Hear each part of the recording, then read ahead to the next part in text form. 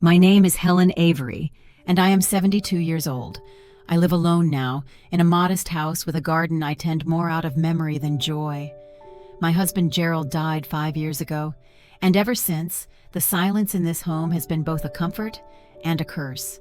I've always been what people call sharp, not just clever with words or Sudoku puzzles, but truly curious. After Gerald passed, I signed up for online classes. I learned how to build websites, encrypt emails, and protect myself in a world increasingly designed to erase people like me, the old, the invisible. Still, nothing prepared me for the heartbreak of watching my own children turn me into a joke. They used to be my everything, Marcus with his stubborn charm, and Lila with her fierce independence. But grief has a strange way of peeling back layers. After Gerald died, I started noticing things.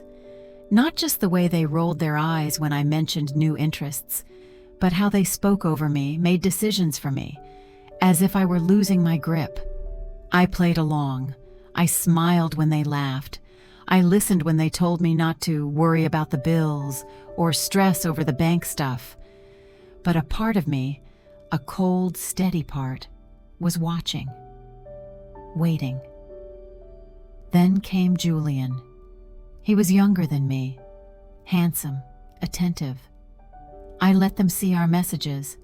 I let them catch me giggling like a schoolgirl. And when they laughed, when they mocked me in front of the entire family claiming I was being scammed, I let them. Because they had no idea that Julian wasn't a lover. He was a weapon. And I was done being underestimated. 5 years is a long time to learn how to be alone.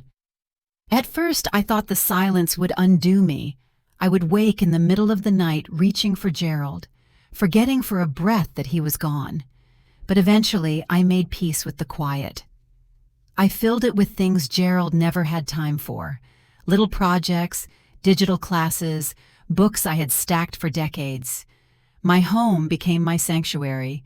The garden, though unruly, bloomed every spring like clockwork. The roses I planted with Gerald were still there, wild and stubborn. Much like me, Marcus and Lila called sometimes. Birthdays, holidays, Mother's Day. They said they were busy, that their lives were chaotic. I believed them for a while. Lila was raising 2 teenagers, and Marcus was supposedly expanding his small tech consultancy. I imagined them overwhelmed, stretched too thin. I never wanted to be a burden. So I did what mothers do. I gave them space, and I filled mine with learning. I learned how to navigate online banking, protect my data, and even dabbled in coding. It made me feel useful, capable, alive. But with every lesson I completed, with every firewall I built or password I updated, I also began to feel something else. Doubt. Not in myself, but in them. There were strange little things. A package I never ordered that showed up on my card. A subscription I didn't remember approving. At first, I assumed I'd forgotten. Senior moments, I joked to myself. But my mind has always been sharp. Sharp enough to know when something doesn't add up. I didn't panic, I didn't accuse. I just began to watch. Quietly, patiently, I observed. Because if there's one thing age has given me, it's the ability to see through smiles.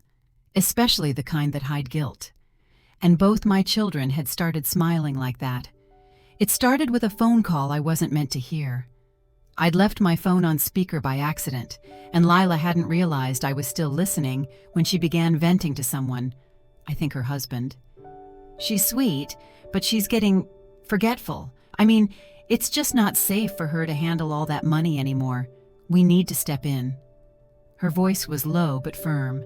Clinical, even, as if I were a stranger whose affairs needed tidying up. Later that week, Marcus dropped by. He brought my favorite lemon scones, the ones from that bakery downtown. He sat down across from me at the kitchen table, all smiles. "We've been talking, Mom," he said gently.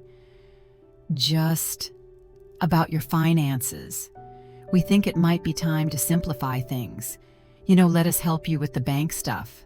It's a lot to manage." I smiled back. You think I can't manage? He chuckled nervously. No, of course you can. We just want to make sure everything's covered. Maybe open a joint account just for emergencies. I stirred my tea, didn't answer, just watched him fidget. That week, I checked my statements again. A few more anomalies, small ones, a digital magazine subscription I didn't recognize, a charge from an app store I'd never used. But they weren't careless enough to empty anything. Not yet. Then Lila started visiting more. She began asking about passwords, claiming she could help back up important files. She complimented me on my new iPad, then casually asked if she could borrow it to check something real quick. They were circling, smiling, offering help, concerned looks and hushed tones. But I've been a mother long enough to know the difference between concern and strategy. And what I was witnessing wasn't love. It was a plan being set in motion. It didn't happen all at once. That's the thing about gaslighting. It's slow, gentle, like water eroding stone.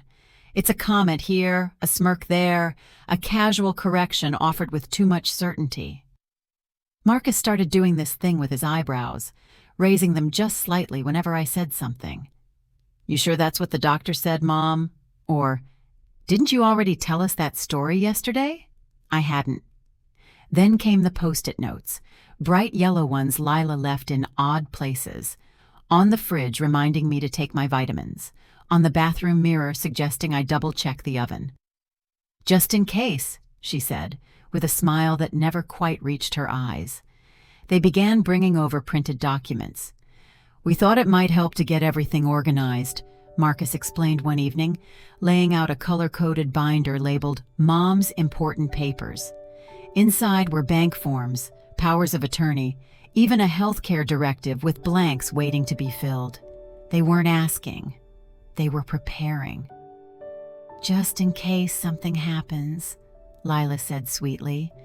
It's not that we don't trust you, Mom. We just want to be ready for you. But it wasn't for me. It was for them. I caught Marcus glancing at my laptop screen once when he thought I wasn't looking. I had just finished transferring some documents to a secured folder. He didn't say anything, but I saw his jaw tighten. Lila tried to sync my phone to hers, said it would make it easier to help. They were everywhere, like vines wrapping tighter and tighter around the edges of my independence. Still, I played along, because the moment they thought I truly couldn't tell the difference between their help and their control was the moment they'd make their final move, and I needed to be ready. It came wrapped in soft voices and pre-chewed sympathy. Marcus called one morning to say he and Lila were stopping by. Just to check in, he said. Bring your lunch. They arrived with smiles, plastic containers of Thai food, and a folder. Mom, Marcus began, we know you're doing your best, but we just want to lighten your load. Lila nodded. We've talked to a family advisor, someone who helps with estate transitions. It's all very standard. We're just trying to get ahead of things. I said nothing. Lila opened the folder. Inside was a typed letter with my signature at the bottom. A signature I hadn't written. We had you sign this a few months ago, Marcus said casually. Remember? It gives us limited financial authority just in case of emergencies. I stared at it. The signature was close, painfully close, but the curl on the Y in Avery was slightly off. I'd learned to spot forgery during an online security module last fall. They forged my name. I looked up at them and smiled. That was very thoughtful of me, I said. They relaxed. Lila even laughed. Marcus slid a checkbook across the table. We'll start with small things. Bill payments, budgeting, nothing major. You'll barely notice. I nodded, as if grateful. But inside, something cold and sharp began to bloom. Later that night, I scanned the letter into my encrypted drive. I saved it in a folder labeled Final Straw. I created backups and stored them on cloud servers they didn't know existed. They thought I was handing over the reins. What I was really doing was baiting the hook, because the game had begun, and they didn't even know they were playing. The humiliation came on a Sunday. They planned it like a surprise party. Everyone was there. My sister Judith, the neighbors, even Father Donnelly from the church. Smiles all around. Lila called it a family brunch, and I, the guest of honor, had no clue I was walking into an ambush. They waited until I'd finished my tea. Then Marcus stood and clinked his glass. "Mom," he began, "we love you, which is why we're doing this." Lila took my hand. "We know about Julian." My chest tightened. I blinked. "What about him?" She leaned in. "Mom, he's not real. He's a scam artist, a catfish, and you're being used." Around the room, pitying looks passed between guests. Judith shifted uncomfortably. Father Donnelly cleared his throat. Marcus opened a folder, again with the folders, and pulled out printed screenshots. My private messages, photos, a transcript of a video call. They'd been spying on me. "You're not in trouble," Lila said. "We just want to help you feel safe again." I couldn't speak. The room was spinning. "Starting tomorrow," Marcus continued, "we'll be taking full control of your finances, temporarily, until this thing passes." Lila smiled. "Julian won't be able to reach you anymore. We've changed your passwords. It's for your own good." I stood slowly, heart pounding in my chest. My hands trembled, but not from fear, from fury. I looked at each of them, one by one. "You think I'm foolish," I said quietly. They nodded, almost in unison. "Good," I whispered. "Then the next part will surprise you." They didn't understand. Not yet. But they would. Because what they had just done, publicly, loudly, and with witnesses, was not only cruel, it was legally useful. And Julian had been watching the whole thing. The house felt different that night. It wasn't just the silence. It was the echo of what had been said. Their words clung to the air like smoke, sour and suffocating. After the brunch, no one offered to walk me to my car. Judith avoided my eyes. Father Donnelly gave me a limp hug and a sad smile. Lila waved like she was seeing off a child heading to summer camp. I sat in my car for a long time before driving home. My hands rested on the steering wheel, unmoving. I wasn't crying. Not yet. I was too stunned, too cold. At home, I put the kettle on. The ritual of boiling water and steeping tea gave me something to do with my hands. The normalcy of it was almost absurd. They had called it an intervention. They had exposed my private messages, mocked my supposed gullibility, and seized control of my digital life, all under the guise of love. And everyone watched. I had known they were planning something, but even I underestimated how far they'd go. The coordination, the audience, the fake concern. It was a performance. One designed to strip me of dignity and control in a single afternoon. I took my tea into the living room and sat in Gerald's old chair. It still creaked the same way. The fabric still smelled faintly of his cologne. Julian had been watching, just as we agreed. He would deliver a full report by morning. But for now, I sat with the weight of what had happened. The betrayal wasn't new, but the audacity was. They thought they'd broken me. What they'd really done was confirm every suspicion I had. And now there would be no turning back. I sipped my tea and stared into the quiet. Game on. The morning after, the sun rose like it didn't care. I shuffled to the window in my robe, tea in hand, and watched the light stretch across the garden. The roses were beginning to wilt, their heads bowed under their own weight, just like mine. I hadn't slept. My mind kept looping through the scene. Lila's carefully timed sympathy, Marcus's smug confidence, the way Judith couldn't even look at me. I wasn't just embarrassed. I was gutted. The trust I had once clung to, the fragile idea that my children were misguided but good, had cracked wide open. I was mourning something deeper now. Not my husband, not even my independence. I was mourning the illusion that I mattered to them in any real way. The ache was physical, my chest tight, my breath shallow. I hadn't felt this kind of grief since the day Gerald's heart monitor went flat. And yet, I still made my tea, still washed the cup, still opened my laptop and checked the encrypted folder where Julian's files would soon arrive.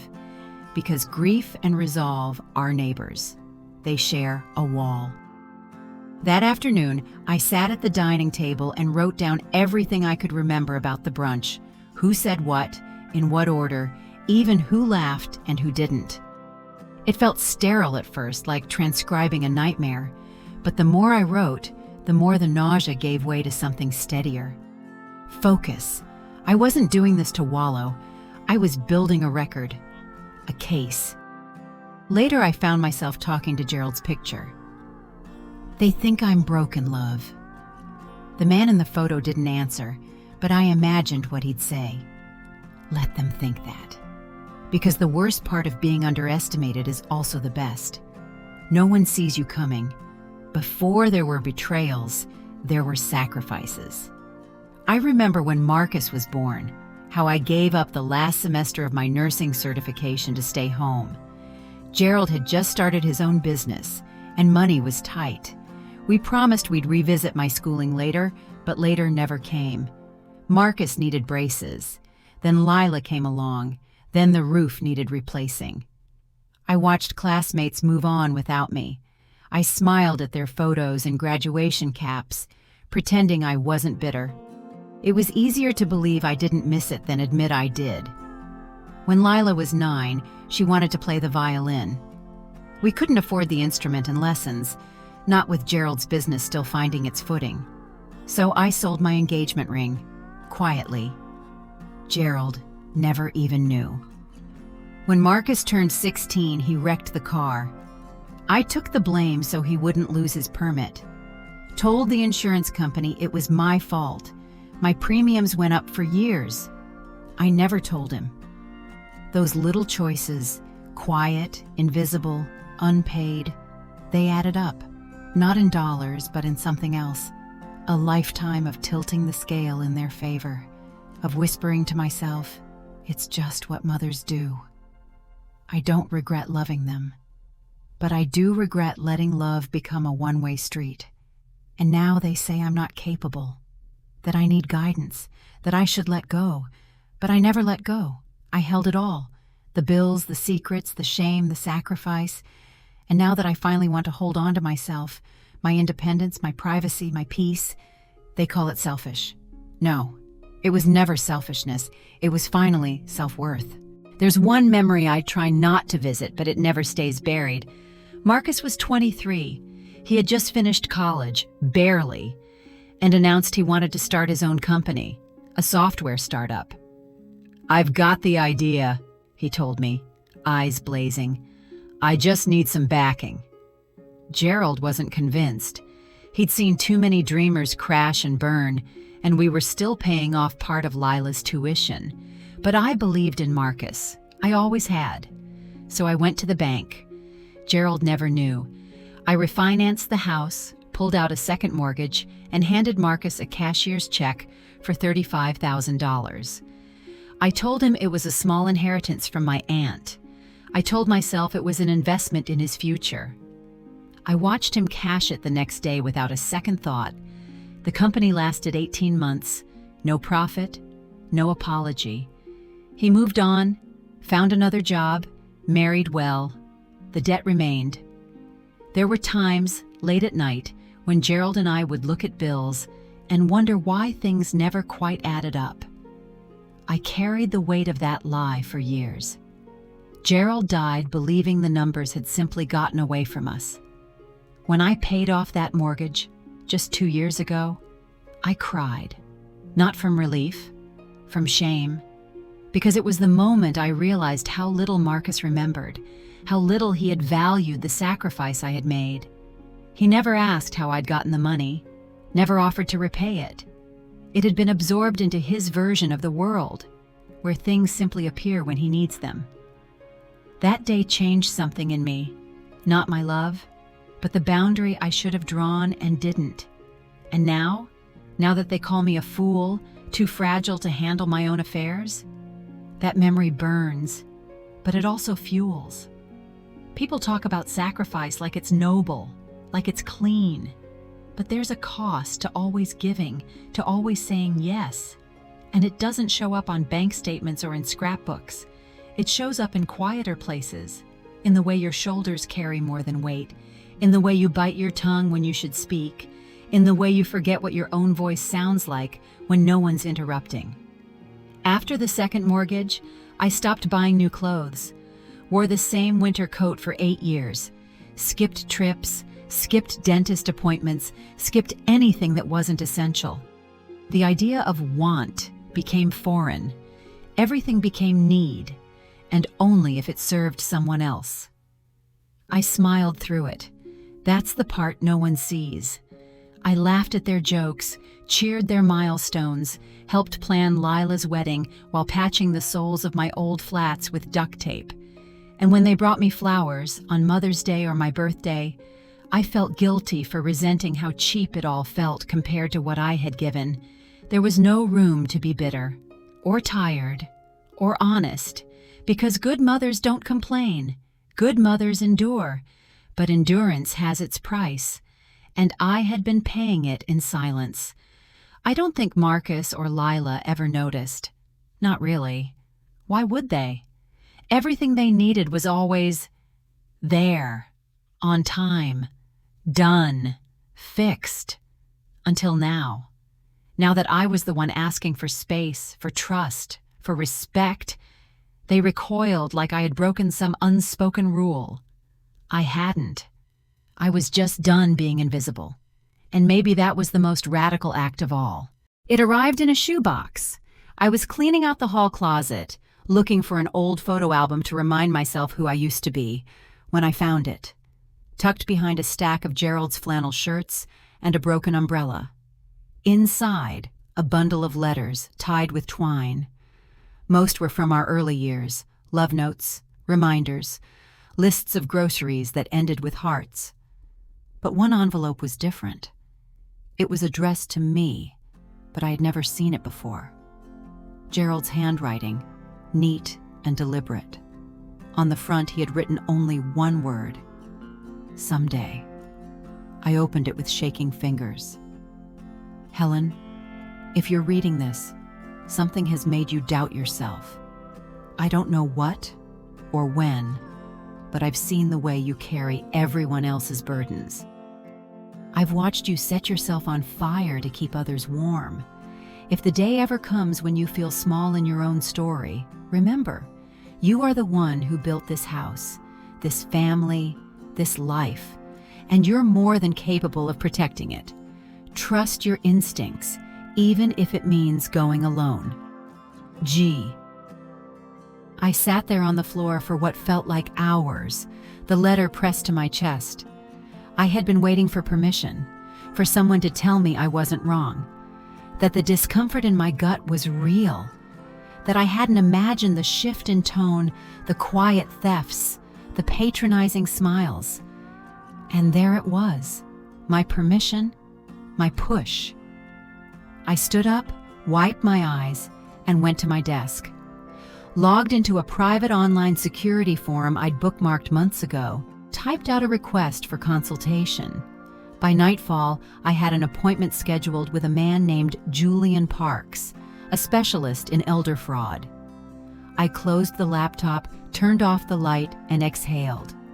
War had been declared, quietly, precisely, but with no less fire. Resolve doesn't come like lightning. It doesn't roar. It doesn't crash down from the sky. It settles in slowly, like fog over a still lake, quiet, thick, and impossible to ignore.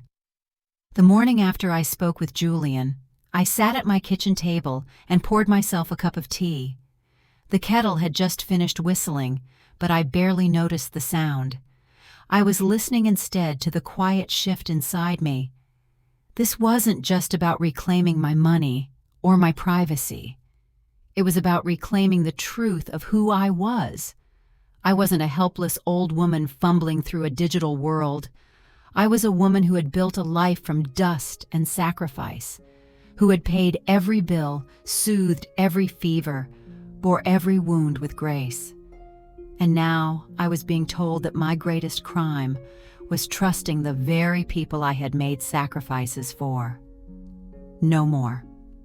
I made a list that morning. It wasn't long, just a few names, a few questions, and a single word at the top: control. Control of my finances, my information, my story. I would give them just enough rope, just enough illusion to feel secure. Because if they thought I was weak, if they believed I was distracted by a charming younger man online, they wouldn't see the trap being set at their feet. Julian would handle the digging. I would handle the patience. For the first time in months, I felt steady, not angry, not afraid. Steady. And that, I realized, is what power actually feels like. Not the noise of outrage, but the stillness of certainty. I had waited long enough. It was time to begin. Julian didn't waste time. Within a week, I had the first report in hand. He emailed it through a secure channel and then called to walk me through the highlights, though highlights feels too gentle a word. They'd been siphoning for months, not in dramatic amounts. That would have been too easy to detect. No, it was subtler than that. $10 here, $65 there. Small recurring transactions from joint accounts. Streaming services I didn't use, a storage unit I never rented, meal deliveries to addresses I'd never lived at. Lila had routed 3 online purchases to her personal card and used my banking info to reimburse herself. Marcus had withdrawn over $2,000 labeled as home maintenance, despite never picking up a wrench in his life. Julian's tone was calm, professional, but when I asked him how bad it really was, he hesitated. "They're testing the limits," he finally said, "trying to see how far they can go before you notice. That's typical in financial exploitation cases. It starts small, then escalates." I stared at the screen, at the spreadsheet of quiet betrayals. The dates lined up with holidays, with visits, with brunches where they smiled and kissed my cheek. Julian continued, "If you want to proceed, I can keep tracing every transaction. We can freeze access and secure your funds, but only when you're ready." I closed my eyes. I wasn't angry. I was awake. "Keep going," I said. Julian didn't need to ask again. By the end of that week, he had begun building what he called a layered file. A record of every theft, every forgery, every digital fingerprint. The truth in black and white. And when the time came, I would put it in their hands, like a mirror. Julian Parks didn't look the way I expected. In his profile photo, he wore a tailored gray suit and wire-rimmed glasses. But when we met on video chat, he was in a flannel shirt, sleeves rolled, sitting in front of a wall of bookcases and digital monitors. He used to be a forensic accountant for a corporate law firm. Then his mother, widowed like me, was nearly conned by a man who claimed to be a Medicare agent. She handed over bank information before realizing something felt wrong. Julian caught the breach just in time, but the experience rattled him. It also changed him. He quit the law firm, started his own investigation practice, specializing in elder fraud. His company now handled dozens of cases per year. Most of his clients never saw justice. They just wanted to stop the bleeding. "I'm not in the business of revenge," he told me. "I'm in the business of restoration." That line stayed with me. Julian had seen everything. Children draining accounts, caregivers forging checks, neighbors posing as financial advisors. And yet, he never seemed bitter. just methodical, protective. "What made you take my case?" I asked him one afternoon. He smiled. "Because you weren't calling to ask for help." "No? No. You were already helping yourself. You just needed someone to back you up." There it was, the thing I hadn't been able to name. Julian wasn't just my investigator, he was my shield, and the layered file we were building together, that wasn't just evidence, it was armor. Every receipt, every login trace, every falsified document, they were the pieces of a story that, when told correctly, couldn't be ignored. It wouldn't make them sorry, but it would make them answer. It had been years since I'd spoken to Caroline Delaney. She was my lawyer once, back when Gerald and I updated our will. She had this way of looking over her glasses that made grown men shrink. Sharp as a tack, never married, and absolutely immune to nonsense. I found her number in an old address book tucked inside my kitchen drawer. I wasn't even sure it was still active, but when I called, she answered on the second ring. "Delaney?" "Caroline, it's Helen Avery." There was a pause, and then that voice, cool and direct. "Well, now there's a name I haven't heard in a long time." We spoke for 20 minutes. I told her what had happened, what was happening, the brunch ambush, the forged documents, the withdrawals. I left nothing out. When I finished, there was silence. Then Caroline said, "Do you want to fix it quietly, or do you want to send a message?" I let out a breath I didn't know I'd been holding. "I want to protect what's mine, but I also want them to know I saw them. Every bit of it," she chuckled. "In that case, I'll need your trust, and your signature, and every damn document you've got." "I've got all of it," I said, "and more coming." I forwarded Julian's files that afternoon. By morning, Caroline had already begun drafting paperwork. Revocations, trust amendments, powers of attorney, stripped and reassigned. "Your name," she told me, "is going to be the only one that matters when the dust settles." There was something oddly comforting about her tone. Not cruel, but clinical, like a surgeon about to cut out something toxic. For the first time since the humiliation, I felt my spine straighten. This wasn't just about resistance anymore. It was reclamation. Caroline didn't waste time. Within 48 hours, I had signed 6 documents, each more powerful than the last. First came the revocation of power of attorney. Marcus and Lila's names stripped from every line like they'd never existed. Then a living trust, airtight and privately managed. My assets, property, and accounts were moved into it piece by piece, safe from their reach. Caroline walked me through every paragraph. No jargon, no condescension. "You're not just protecting your money," she said.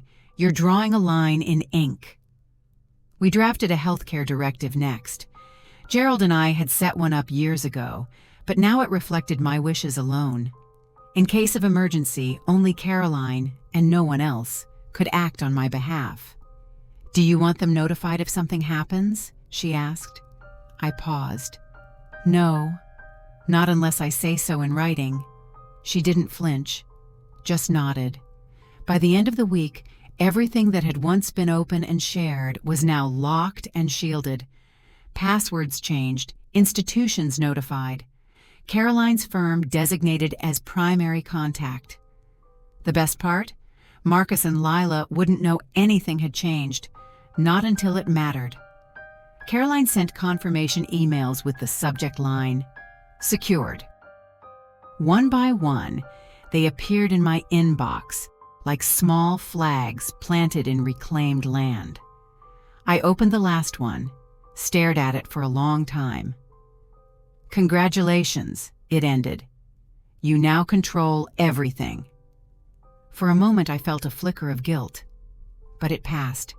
Because this wasn't vengeance, it was protection. It was the legal, silent reclaiming of everything they thought they could take from me. And I had only just begun. If the legal work was the scaffolding, the financial moves were the steel. I started with the bank, where Marcus had convinced me to open a joint account. I scheduled an appointment in person, no digital trail. Caroline had prepped the necessary papers. When I arrived, the bank manager, young, polite, took one look at the trust documentation and didn't ask a single question. The account was closed within 30 minutes. Funds wired into the trust, passwords changed, records sealed. Next came the credit cards. I canceled every card they had ever handled, requested new ones in my name only, and placed alerts on every financial platform I used. Julian helped me set up a monitoring system that would flag any suspicious activity in real time. I moved the deed to my house into the trust. Quietly, legally, irreversibly. I even went as far as switching utilities, subscription services, and my insurance policies to new providers, ones that neither Marcus nor Lila had ever touched. It was exhausting, but it felt like I was sweeping my own house clean for the first time in years. Julian called it asset disentanglement. I called it freedom. When it was done, I sat down and looked over the spreadsheet Julian had compiled for me. Row after row, color-coded, every account secure. Every thread they could have pulled, gone. They still thought they had control, that I was just waiting for another brunch. But the door was locked, and the keys were now mine alone. The final moves weren't dramatic. They were careful, measured, surgical.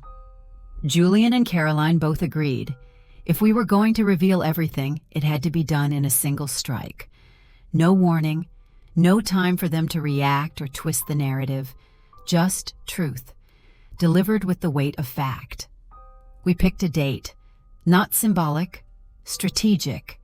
Lila's birthday brunch. They had invited me weeks ago. After all the damage they'd done, they still expected me to smile and eat cake. Perfect. Julian would attend in person, posing as Julian Fields, the online boyfriend. Clean-cut, presentable, just young enough to make them squirm. He'd bring a portfolio with the financial report, timestamps, screenshots, and copies of every forged document. Caroline would arrive 10 minutes later with the trust paperwork and revocations in hand. My job? Keep smiling.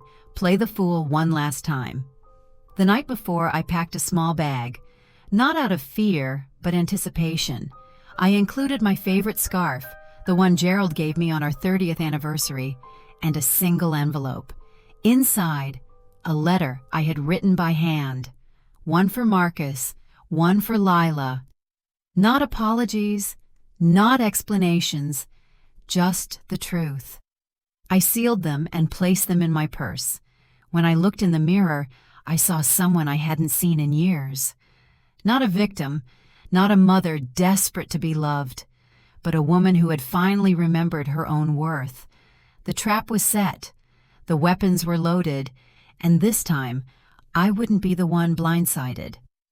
The brunch was held at Lila's house, sprawling, modern, decorated in cream and gold. A showplace, not a home. I arrived exactly on time, dressed in soft blue, with pearls around my neck and a smile I had practiced in the mirror. Marcus greeted me at the door. "You look lovely, Mom," he said. His tone was gentle, patronizing, as if he were welcoming me back to reality. I handed him a bottle of wine and kissed his cheek. "Thank you, sweetheart." Inside, Lila fluttered between the kitchen and the living room, issuing orders and arranging pastries. I saw the chair they had reserved for me, farthest from the head of the table. Perfect. 15 minutes in, just as the conversation turned to Lila's charity board and Marcus's consulting work, the doorbell rang. Julian stepped inside. Lila's face blanched. Marcus froze. "Who is this?" Lila asked, voice clipped. "This is Julian," I said. "You remember, my online friend?" Julian extended a hand. "Lovely to meet you in person." He placed a leather portfolio on the table. "I brought a few things Helen asked me to compile." Marcus leaned forward. What is this?" Before I could answer, the bell rang again. Caroline Delaney stepped in, blazer crisp, heels clicking. "Good morning. I believe we have some documents to review." Lila stood up. "What the hell is going on?" Caroline opened her case. "We'll be brief." Julian flipped open the portfolio. Page by page, he laid out the records, withdrawals, forged signatures, IP traces. Caroline followed with copies of the new trust, revocations, and a notarized letter revoking all previous authorizations. They didn't shout, they didn't cry, they just stared. And I exhaled. The moment was surgical, final, quiet. I had crossed the line, and there was no going back. Marcus didn't call me the next day. He didn't text, didn't email, didn't even send one of his dry, clipped messages that usually read more like memos than communication. But I knew what he was doing. Julian confirmed it later that night. Marcus had attempted to log into one of the now frozen accounts 3 times. The system flagged it. Then he tried another. And another. One declined access. Another bounced back a security alert. By evening, he was locked out of everything. The next morning, he tried to use his business credit card at a coffee shop. Declined. He called the bank. They redirected him to the trust office. He hung up. Julian called me just before lunch. "He's spiraling," he said, "trying to understand what he doesn't know yet. That's always the first phase." I nodded, sipping my tea. Marcus had always been the confident one, the planner, the man with folders and calendars and bullet points. But he had never planned for me to take control, and certainly not like this. That night, I imagined him pacing in his condo, Lila pretending nothing had changed, but checking her own balances in secret, the perfect image beginning to crack. He wouldn't call yet. Not while his pride was still bruised, but the silence wasn't peace. It was panic. It was Lila who broke the silence first. 3 days after the brunch, she showed up at my door.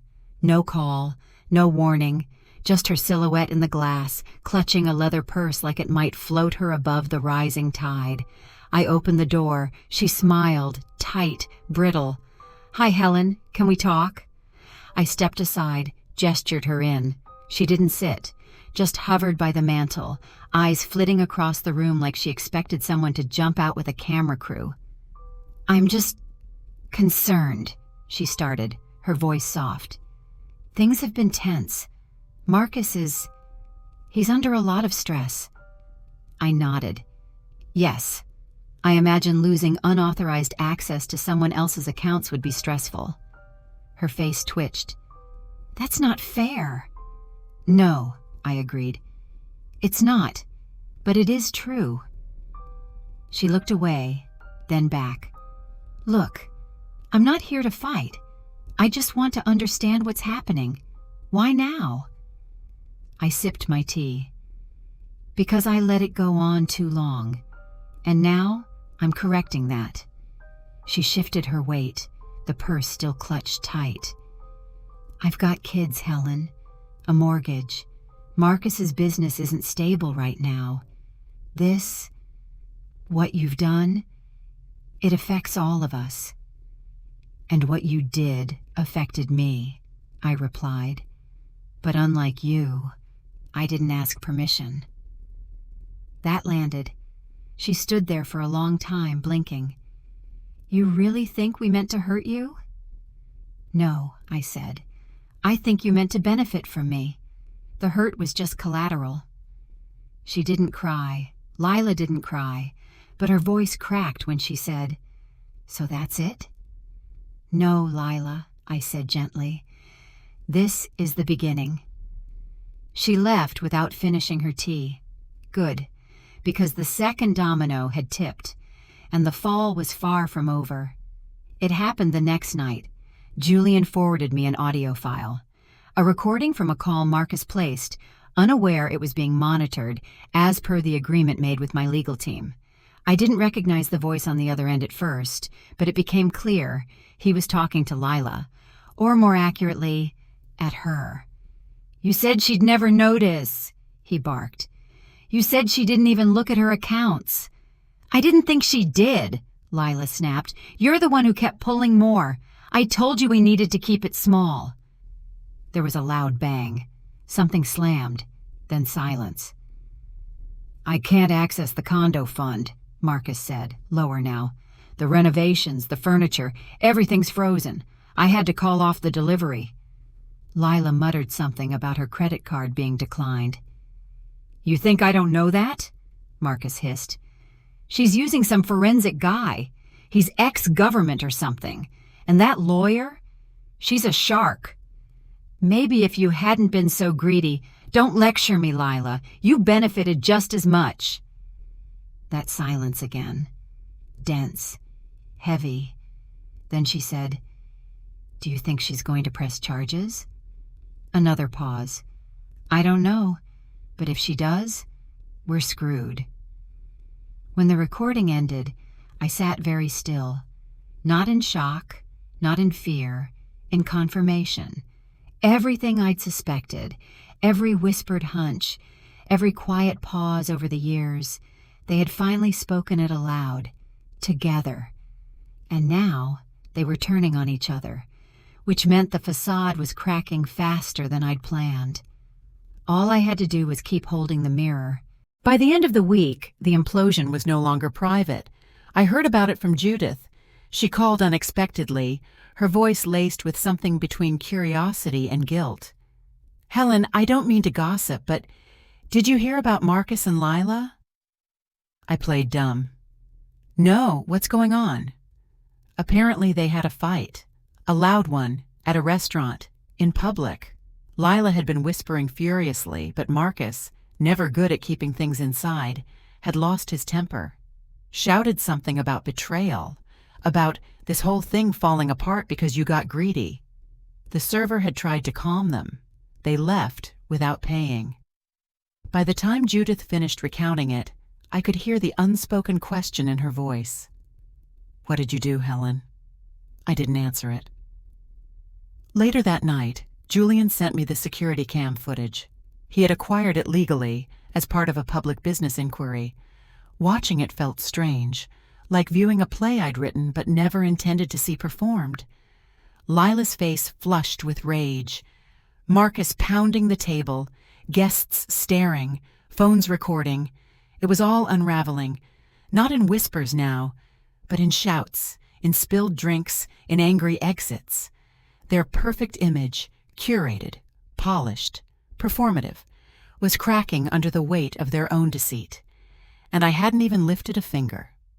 I sent the footage to Carolyn. "Useful," she replied. One word, because we both knew what it meant.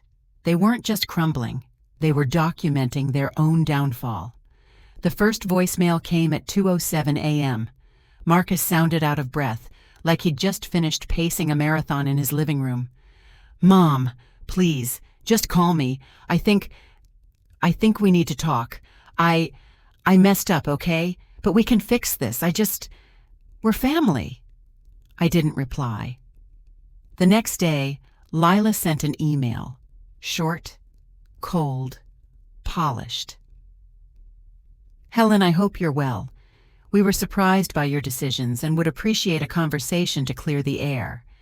Please consider meeting us. It's in everyone's best interest." I flagged it and filed it. Then came the flowers. A bouquet of lilies and roses, my favorites, or at least they used to be. No note, just a delivery receipt. Caroline texted me that afternoon. If they're trying to make contact, they've been advised not to. This might be desperation. Julian added a line to the report. Emotional manipulation attempts initiated. I wasn't surprised when a friend from church called to say she'd heard I was going through something and that Marcus had asked for prayers. Not support, not accountability, prayers. The narrative was shifting, or rather, they were trying to shift it, casting themselves as confused, concerned children. the dutiful son and daughter-in-law, blindsided by my sudden change. But the paper trail didn't lie, and neither did my silence. They could beg, they could threaten, they could smear. It didn't matter, because for the first time in decades, I wasn't responsible for their comfort. I was only responsible for the truth. And I had all of it. Julian sent the notice just after breakfast. Bank has finalized the freeze. Condo fund is inaccessible. Lender contacted me directly. Marcus listed your trust as guarantor. We corrected that. The trust had no more holes, no more shared access, no more lingering back doors. Marcus's projects halted mid-step. A half-renovated kitchen, contractors demanding payment. A delivery truck rerouted because no one could verify the purchase. Lila's designer bags started showing up online, marked down for resale. The financial fallout wasn't dramatic, not at first. But piece by piece, it tightened. Like a rope pulled slowly through clenched fists. Credit cards declined, joint accounts flagged for review. Caroline had filed inquiries with the IRS and Consumer Fraud Board under Helen's name, with full documentation and timeline. By the end of the week, Marcus's business license was under audit. Julian said, "They won't go to jail, not unless they dig deeper, but their reputations, their credit, their access, all crumbling." Lila posted a cryptic message on social media. "Sometimes people change the locks on love." I read it over tea. No, I thought, not love, just the locks on the vault you were stealing from. Caroline confirmed they had reached out to a mediator, wanted to negotiate terms. I declined. There was nothing left to negotiate. This wasn't a dispute. It was an audit of betrayal, and the numbers were damning. The first sign was the silence. Their social feeds went dark. No curated brunch photos. No business updates from Marcus. No posed family shots outside the church. Then Judith stopped returning Lila's calls. She told me so herself, apologetically. I don't know what to say to her, Helen, after everything that's come out." It spread like smoke through dry grass, quiet conversations in grocery aisles, questions whispered after services, the kind of scandal that wears a mask of pity but leaves bruises of judgment. One afternoon, I got a call from Denise, a woman Lila used to co-chair a charity gala with. "She's not on the committee anymore," Denise said flatly. "We thought it was best, given everything." Marcus fared no better. A former client of his emailed me, not realizing I was no longer part of his business, and asked if I knew why he wasn't returning calls. Said he'd heard rumors about misappropriation. Rumors. Carefully planted, lovingly watered. Julian called it the natural fallout of narcissistic negligence. "They build their houses on image," he said. "When it cracks, everyone watches to see who runs out first." Lila deleted her Instagram. Marcus locked his LinkedIn. In their world, that was a scream. And through it all, I said nothing. I didn't have to, because when someone builds their life on illusion, the worst thing you can do is hand them a mirror and let them stand in it alone. It ended not with a scream, but a suitcase. Lila left, Judith told me. She saw her at the grocery store, no ring, no makeup, pushing a cart with a toddler in tow, and an expression carved from stone. "She moved into her sister's place," Judith said quietly. "Didn't say a word about Marcus." Julian confirmed it later. Charges had started appearing on a different card. Her maiden name reactivated, a separate address, new accounts. She was gone. Marcus, on the other hand, stayed in the half-finished condo with peeling paint and echoing rooms, stayed off social media, stayed quiet for the first time in his life. Caroline sent me a final update. The last request for mediation had been withdrawn. The trust remained untouched, the account stable. The lawyer representing Marcus had stepped away. "Irreconcilable direction," the letter read. He was alone now. exactly as he had left me. Only I had the garden, the warmth, the clear sky. He had drywall and broken promises. I thought I would feel triumphant, but what I felt was quieter. Still, not pity, not sadness, just a deep, unshakable sense of justice settling into place. Some endings don't need applause, some just need distance, and mine had finally arrived. The cottage was smaller than my old house, but it breathed easier. It sat on a gentle rise, just above a narrow lake lined with birch and pine. The windows faced east, so the mornings were filled with light, golden and warm, pouring across the wood floors like a welcome. I moved in with nothing more than a few suitcases, 3 boxes of books, my laptop, and Gerald's scarf folded neatly beside a framed photo of us on our honeymoon.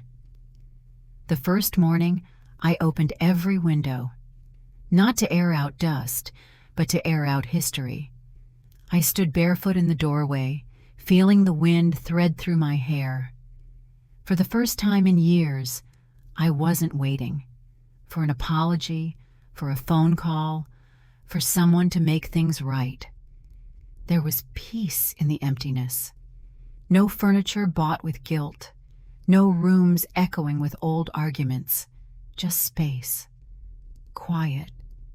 Sunlight. I planted new flowers along the front walk. Lilies and marigolds, not roses. The roses belonged to the house I'd left. This place deserves something fresh. The neighbors waved. A man named Harold brought me a pie. A woman named Jean invited me to a local quilting group. I thanked them both, but didn't commit. I was learning how to say yes, only when I meant it. That night, I fell asleep without double-checking locks or checking email for alerts, because no one had the keys, no one had access, and nothing was shared unless I chose to share it. This wasn't just a new chapter. It was a new book, and I held the pen. Mornings began with birdsong and the low hum of the kettle. I rose early, not out of obligation, but rhythm. The body remembers peace, I think. Even after years of tension, it finds its way back. I started each day with tea and a walk down to the lake. No phone, no earbuds, just the sound of gravel underfoot and the wind stirring reeds along the shore. I breathed deeper in those 15 minutes than I had in entire years before. Back home, I would log into a private journal on my laptop, just a few lines each day. Observations, memories, a note of gratitude. The quiet became my calendar. Tuesdays were library visits. Thursdays meant farmer's market. Sundays I walked the long path behind the cottage, the one that opened up to a wildflower meadow. It reminded me of the field Gerald once took me to in Vermont, before we had kids, before we thought the world owed us anything. I didn't avoid the past, but I no longer let it govern the present. Lunches were simple: salads, soups, fresh bread from the market. Sometimes I ate on the porch, watching the trees sway like they were nodding in approval. Evenings brought books, not screens.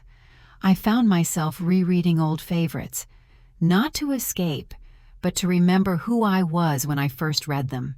There was no schedule to follow, no one to please, no imaginary checklist of what made a day productive. The routine wasn't about control anymore. It was about ease, and with every passing day, I felt more like myself.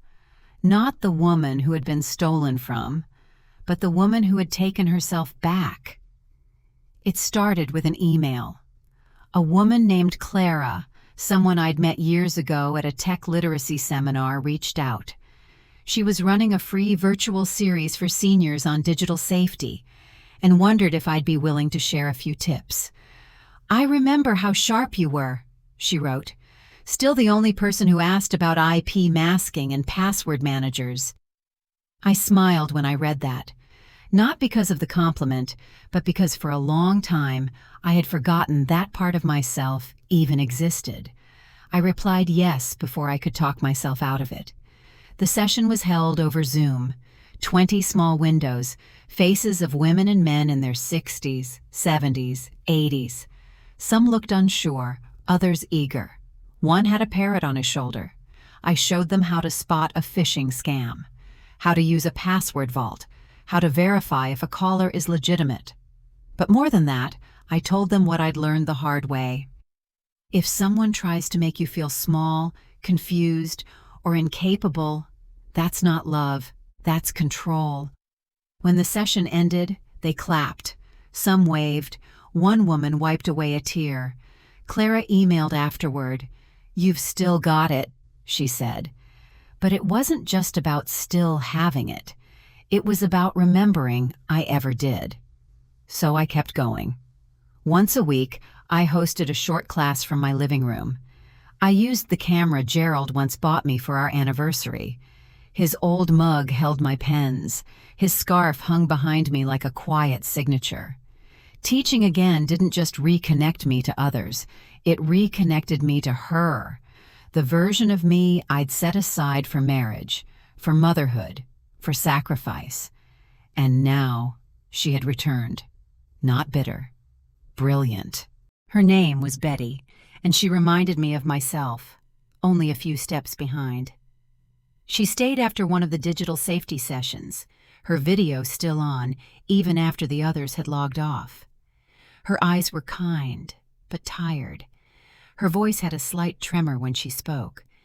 "May I ask you something personal?" she said. I nodded. "My son, he says I'm not keeping up, that I need help with bills, online things, so he offered to streamline everything. Said he linked our accounts to make it easier." She paused. "And now, when I ask questions, he says I'm being paranoid. He's always been good to me, but I don't know. Something feels off." My heart ached at the familiarity of it.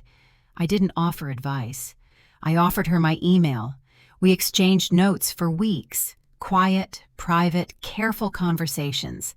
I taught her how to view account histories, how to lock access without confrontation, how to gather facts without tipping her hand. And when the time came, I connected her with Julian. A month later, she sent me a postcard, a real one, through the mail. On the front was a photo of a lighthouse. On the back, a single sentence in neat, looping script. "He doesn't have access anymore. Thank you for helping me remember who I am." I kept that postcard on my desk, not as a trophy, but as proof that healing isn't selfish, it's contagious. And when one woman reclaims her power, she leaves a light on for the next. The community center invited me to speak. It was a small event, 20 chairs in a multi-purpose room that smelled faintly of floor wax and optimism. The flyer had my name printed neatly beneath the words, "Digital Safety for Seniors." But what I talked about wasn't just passwords. It was patterns, the kind that start with, "Let me help you," and end with, "How did I lose control of everything?" They listened, not just politely, deeply, like they had waited for someone to say it out loud. Afterward, a woman in her 60s hugged me and whispered, "I thought it was just me." It wasn't. The following week, the center asked if I'd consider starting a regular class. By the end of the month, we had a wait list. Julian emailed me a single line, "You're not just closing doors, you're opening them for others." Caroline sent a note too. "Let me know if you want to co-write a resource guide. There's power in your voice." I was stunned by how much had grown from something that once felt like pure destruction. Not revenge, not even justice, just light, reaching farther than I thought possible. Lila once said I was embarrassing myself with that online boyfriend. But the truth is, Julian gave me the gift of proof. And with it, I had built something bigger than protection. I had built restoration, not just for me, for every woman who had ever been told she was slipping, for every mother who got gaslighted instead of gratitude, and for every person waiting for permission to stand back up. It came in a plain white envelope, no return address, no handwriting, Just my name, typed. I knew who it was from before I opened it. The letter was short. No apology, no real ownership, just a string of excuses dressed in sentiment. I never meant for it to go that far. We were just trying to protect you. I hope you can remember the good times. He signed it simply. Marcus. No love, no your son, just the name. I read it once, then again. Then I folded it slowly, precisely, and slid it into the fireplace. The flame caught the edge without hesitation. It curled and blackened, shrinking the page into ash. I didn't cry, not out of coldness, but because I had already mourned the version of him I thought still existed. That grief had passed. What remained was clarity. There was no need to respond, no need to defend or correct or reframe. I had written my answer in every line of action that led me here. This cottage, this peace, this unshakable sense of self. Marcus still didn't understand. He thought this was about a bank account, a trust, a moment of overreach. But it was never about money. It was about erosion. And the woman who finally said, "Enough." I sat back, watching the last ember fade, and with it, the final tether burned away. Some mornings, I forget to check the time. I walk down to the lake in my slippers, a cup of tea cradled in both hands, and watch the sun rise without urgency. That's how I know I've healed.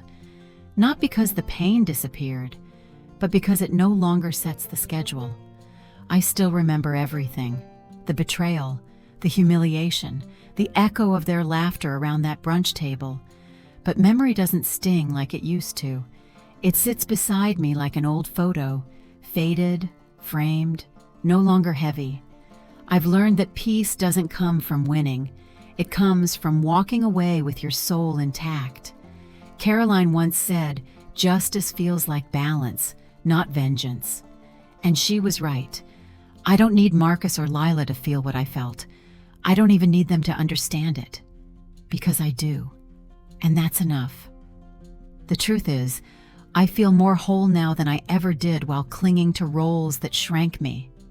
Mother, wife, martyr, saint. I can still be those things when I choose to. But now, I'm also Helen, reader, teacher, watchdog, woman. One evening, I stood on the dock while the moon rose, casting silver across the water. A breeze tugged gently at my hair, and for the first time in a long time, I said it aloud. "I'm proud of you." To myself. No one clapped. No one needed to, because sometimes the most powerful applause comes from within. And peace, true peace, is knowing you no longer need to be rescued. You already did that yourself.